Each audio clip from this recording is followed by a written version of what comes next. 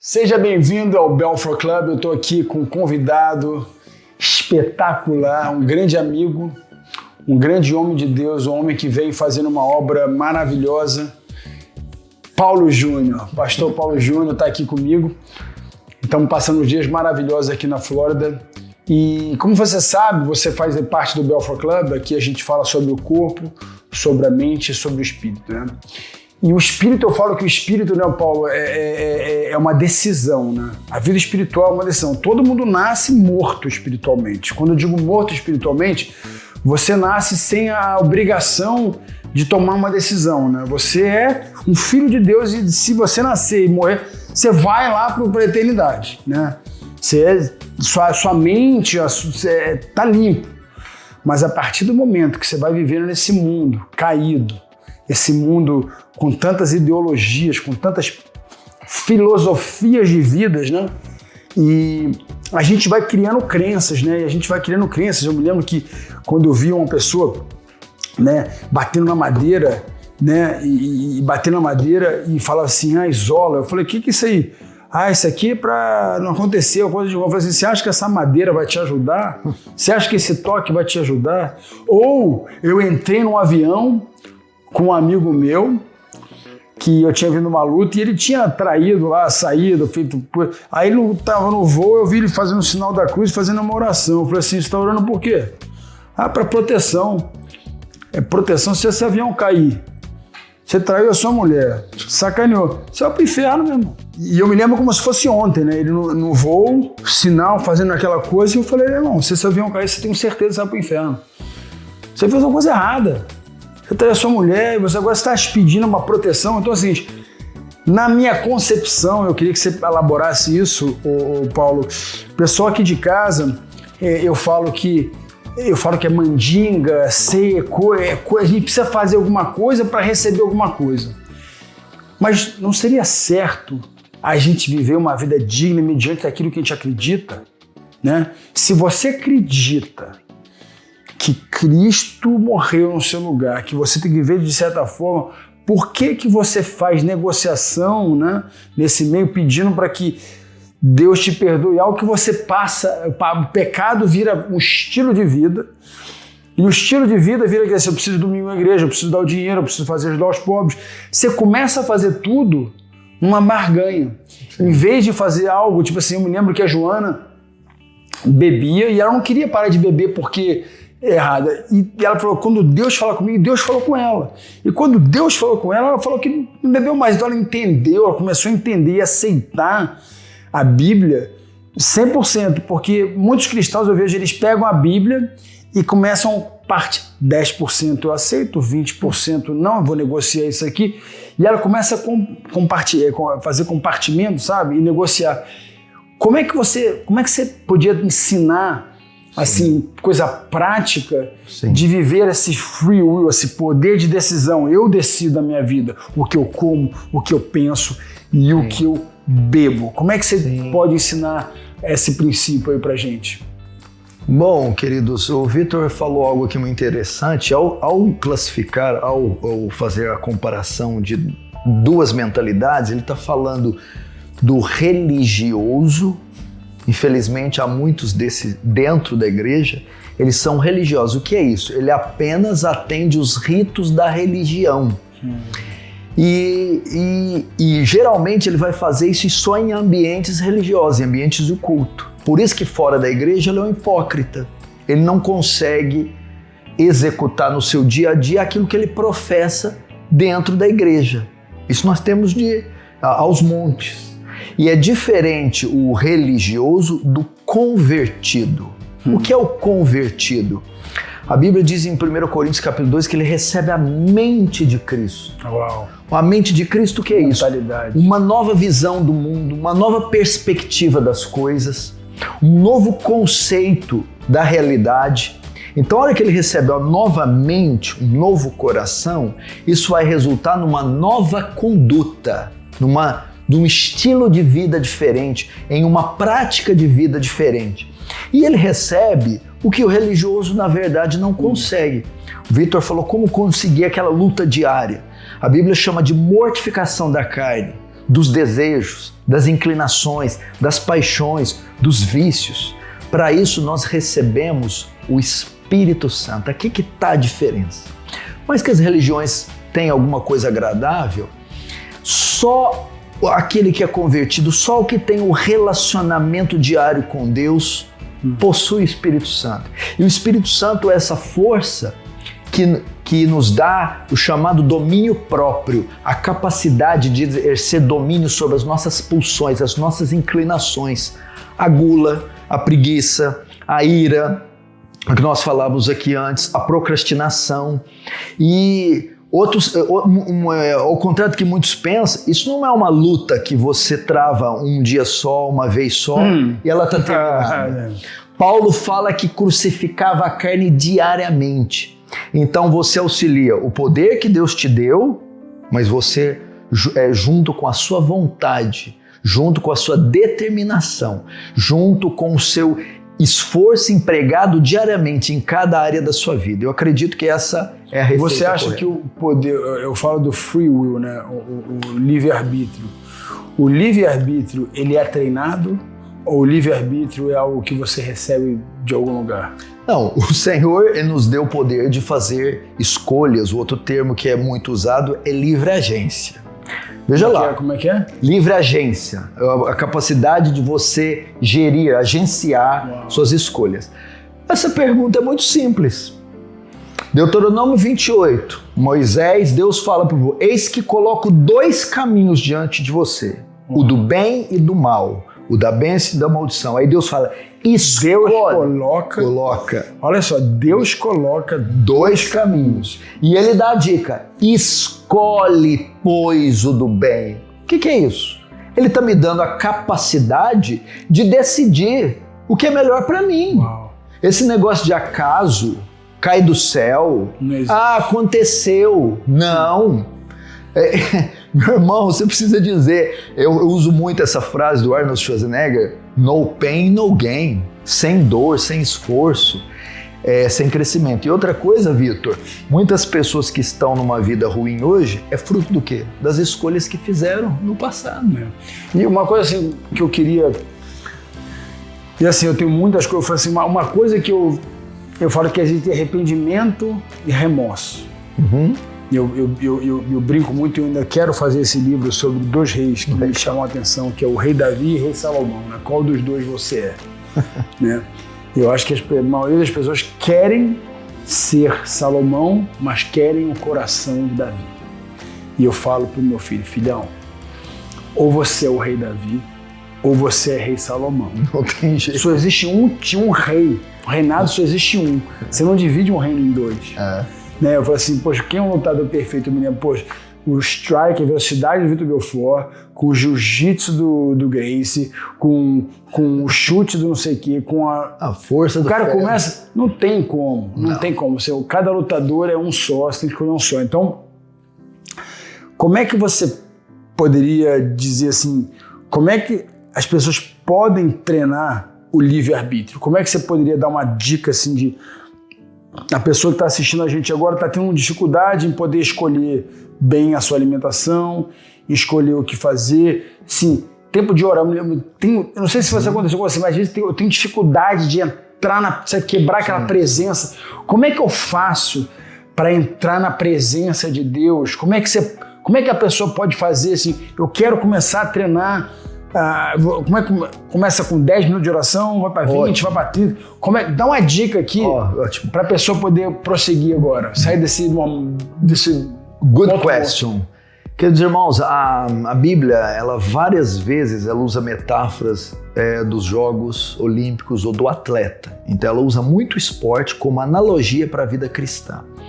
Por exemplo, é muito simples. A vida espiritual, assim como a vida física, os grupos musculares, tem que ser exercitadas. Ninguém que começa a academia hoje começa levantando 50 quilos de cada lado na rosca direta ou 80 de cada lado no supino.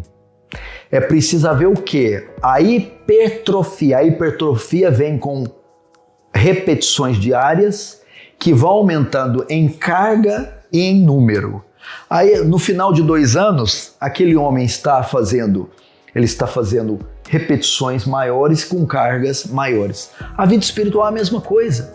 Você tem que ter o exercício diário. O que acontece quando as pessoas não se exercitam, não têm o hábito de ler a Bíblia todos os dias, o hábito de orar todos os dias, ou o hábito de mortificar a carne. Quando vão tentar fazer, hoje eu quero ficar 1 hora com Deus, elas não vão conseguir. Quando elas querem... Mas como é que você poderia dar uma coisa prática? Prática. O que ela quer começar amanhã? Vou entrar. Vamos lá. Você pode começar assim, eu vou te explicar para a parte espiritual, para a leitura. Comece lendo um capítulo, no máximo 2 por dia. Lê de forma a meditar, não leia com pressa, leia até entender o que você está lendo. Se você demorou 30 minutos para entender 20 versículos, eu prefiro que você entenda 20 versículos do que leia 10 capítulos sem entender. Faça isso. À medida que o tempo passar, aumenta para 2. Daqui 30 dias, daqui 60 aumenta para 4. Oração. Começa com 5 a 10 minutos. Agradeça, confesse seus pecados, apresente seus pedidos a Deus, faça oração pelos seus entes queridos e no final louve a Deus. Começa com 5. Vou bem baixo, não tem problema não. Depois de 20 dias, vai para 10. Depois de 2 meses, vai para 20. Você quer ter uma oração assim, mais aumentar em qualidade e extensão? Faça uma lista dos pedidos que você quer fazer e das áreas que você quer apresentar a Deus. Você pode até imprimir ela e no momento da oração olhar para ela, não tem nenhum problema. No final de um ano, o exercício se torna um hábito. É um hábito. Você ler 5, 6, 7 capítulos da Bíblia é um hábito. Você orar 30, 40 minutos, quando você vai olhar no relógio, você não vai nem ver que passou. Assim como ir para a academia depois de 2 anos se tornou um hábito e você levanta 50 de cada lado, fácil. Orar, ler a Bíblia, se santificar, vai ser um hábito. Muito importante, né? E, bom, eu não sei você, mas assim, acho que todos nós passamos por um período o pastor estava falando sobre carga, né? Eu tenho uma coisa interessante que eu ensino aos meus filhos sobre levantamento de peso e treinamento. Eu falo assim, do little a lot, not a lot little. Faça muito do pouco e não pouco do muito. Ok, good. Então, é mais ou menos isso que você quis dizer. Fazer excelente. Muito do pouco. Excelente. Muito do pouco. Então, assim, uma coisa interessante que na Bíblia dá um data muito legal, ela fala assim, um dia é como se fosse 1000 anos e 1000 anos como um dia. E ali fala justamente disso, né? Você pode fazer de um dia 1000 anos, ou também você pode fazer 1000 anos se tornar um dia, né? Então, assim, é tudo uma... Aí, quando a Bíblia fala sobre isso, eu queria te fazer essa pergunta. Na minha cabeça, Deus ele dá 2 opções. Você pode fazer hoje valer 1000 anos, ou como você pode fazer hoje virar um dia virar 1000 anos. Parece que demorou o dia inteiro, é só problema. Tudo é a maneira que você encara, a mentalidade, que Deus estava mostrando a mentalidade dele. Eu posso fazer você crescer em um dia 1000 anos, ou também eu posso fazer você um dia parecer que durou 1000, né? Então assim, eu vejo uma matemática ali, né? Assim, eu queria que você pudesse falar um pouco sobre isso, né? É óbvio que eu não quero entrar na área.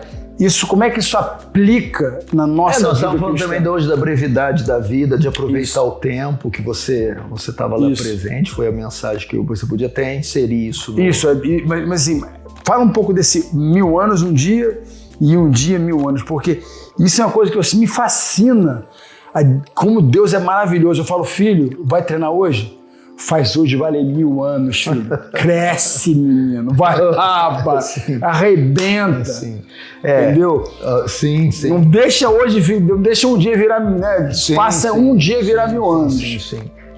Essa é a capacidade de Deus também, ele resumir ou ele compensar o tempo perdido, o tempo gasto, e fazer com que você possa aproveitar o melhor daquele dia, o melhor daquele momento, dar tudo de você.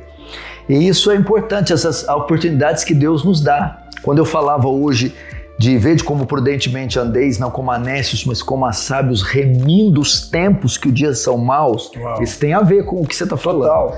O que é remindo os tempos? Aproveitando cada oportunidade. Aproveitando cada oportunidade. E o salmista vai dizer assim, ó, esse é o dia que o Senhor nos deu, alegremos e nos regozijemos nele. Porque é uma coisa interessante, ó, você tá em casa, eu não sei você, mas eu muitas vezes me pego, rapaz, como é que eu perdi tanta oportunidade? Isso. E às vezes você está se martirizando pelo que você perdeu e Deus está te dando mais um dia de vida. Então assim, eu vejo que muitas vezes os fracassos de muitas pessoas se tornaram sucesso, né? Eu me lembro que eu estava vendo a história do cara que criou aquela loja, uma loja grande aí, fenomenal aqui dos Estados Unidos. O cara vendia fósforo. Ele vendia na China, ele ia vender a IKEA. A IKEA, né? Você conhece a história daqui, o cara vendia fósforo, o cara andava de bicicleta e ficava vendendo fósforo. E dali ele foi vendendo, foi criando, e criou a IKEA. Então assim, tudo começou vendendo um fósforo, vendendo algo pequeno, né? Você vê assim, os grandes empreendedores assim, parece meio que loucura, mas você deve passar em algum momento, você pode estar passando por esse momento onde você fala assim, não dá, eu preciso morrer, minha vida não presta mais. Eu queria que você parasse e ouvisse essa mensagem que o Paulo tem para você, da brevidade da vida, a gente vai falar curto, mas é praticamente isso. Pegue o Deira que Cristo falou, eu vou fazer um dia, eu adoro, eu quero fazer de um dia 1000 anos, eu quero fazer hoje multiplicar como se fosse 1000 anos, eu quero aprender o máximo, empreender o máximo. E amanhã eu vou fazer a mesma coisa. E assim vira um hábito e um compound effect, né? Porque a brevidade da vida fala sobre a qualidade do que é breve, é curto. Comparado à eternidade, o que são 60, 80 anos, que é o que a gente vai viver. Consciente disso, meu irmão, você não tem tempo para perder. Nós não podemos desperdiçar o tempo e as oportunidades que elas aparecem. Você nunca vai poder dizer que a oportunidade não bateu na sua porta. Uau. Você vai poder dizer que ela bateu e você não a tomou para você. É isso que você tem que aprender. Agora, quem é aquele que coloca a oportunidade diante de você? O acaso? Deus coloca essas oportunidades diante de você. E como é que ela pode identificar? Eu adoro também aquela parte que Deus fala assim, a porta que Deus abre, ninguém fecha, e a porta que Deus fecha, ninguém abre. Porque eu me vejo tentando abrir várias portas de Deus. Eu falo, e essa porta de Deus? Quando você vê depois de 5 anos, eu falo, nossa, não era de Deus. Eu acho que eu estava forçando essa porta, eu forcei a porta, né? Como é que você faz que a gente possa identificar e não investir o nosso tempo? Porque uma coisa que eu estou determinado, eu não quero mais investir meu tempo em relacionamento, em negócios que não são de Deus. Como é que você pode falar para mim? Como é que eu posso identificar a porta? Quais são assim, tem uns 3 passos? Tem alguma técnica? Sim, queridos, toda porta que for aberta, que propor para você algo desonesto, que ofenda alguém, que te enriqueça às custas de lesar alguém, que te afaste de valores e princípios morais, familiares e cristãos, e por mais famoso, rico e bem-sucedido que possa te fazer, cai fora. Cai fora, essa não é uma porta de Deus e ela pode até te beneficiar momentaneamente, mas ela vai trazer uma tragédia para a sua vida. Poderia usar exemplos, por exemplo, de empresários, de homens. Vamos usar o exemplo, não vou falar o nome, mas o homem que foi, o brasileiro que foi o mais rico do Brasil um tempo, que no final perdeu até a peruca. Não sei se lembra. Foi dessa maneira. As portas se abriram, oferecendo mundos e fundos, luxos e riqueza, para que ele se tornasse o homem mais rico do Brasil. Mas ela quebrava todos esses princípios que eu falei. O que aconteceu? Ele terminou sem nada, agora recentemente, e foi pego até na Operação Lava Jato. Então esse é um exemplo muito grande do que pode acontecer com todos nós, até porque nenhum grande começa grande, ele começa pequeno. E quando essa porta abre muito rápido para ele crescer rápido demais, ele vai passar por isso. Agora, quando se abre uma porta diante de você, onde os meios são lícitos, onde você não ofende, não lesa ninguém, onde você não tem que negociar os seus valores e os seus princípios se tornam intactos. Meu irmão, pode entrar que essa porta foi de Deus, Ele que abriu para você, e essa porta que Ele abriu ninguém fecha, e ela vai te abençoar até o fim. Amém. Amém. Paulo, poxa, não tem como agradecer essa mensagem. Você sabe que toda vez que eu prego, eu falo que a primeira pregação é para mim, né? Toda vez que eu ministro, tenho certeza que você faz a mesma coisa. Toda vez que você ministra, eu sou o primeiro a receber. E toda vez que eu pergunto, que eu tô aqui no Belfort Club, isso é para mim, porque o meu objetivo hoje é poder identificar as portas, principalmente os relacionamentos que eu vou investir. Porque eu acredito que quando eu coloco o meu tempo em alguém, eu não estou só abençoando, mas sendo abençoado. Porque tudo que Deus faz, Ele faz de mão dupla. Ele, em maneira, é uma mão única, né? Ele de dar, vos dar, de graças darei também. De graça receber, de graça vos dar. Então existe uma troca. Eu falo que não tem como a Joana me amar sem eu amá-la.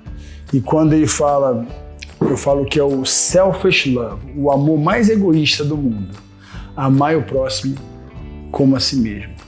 Porque não tem como eu amar o próximo se eu não me amo.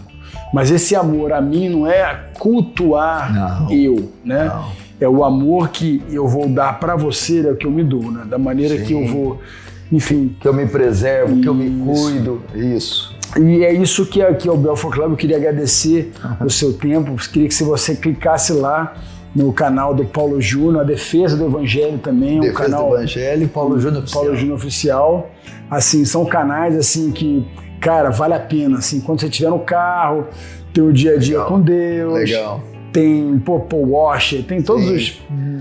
Woody Walker. Tem cara fera. Sim. É só faixa preta. Só faixa preta. É isso, irmão. Obrigado aí. Deus abençoe você. Falou, Deus abençoe. Um abraço.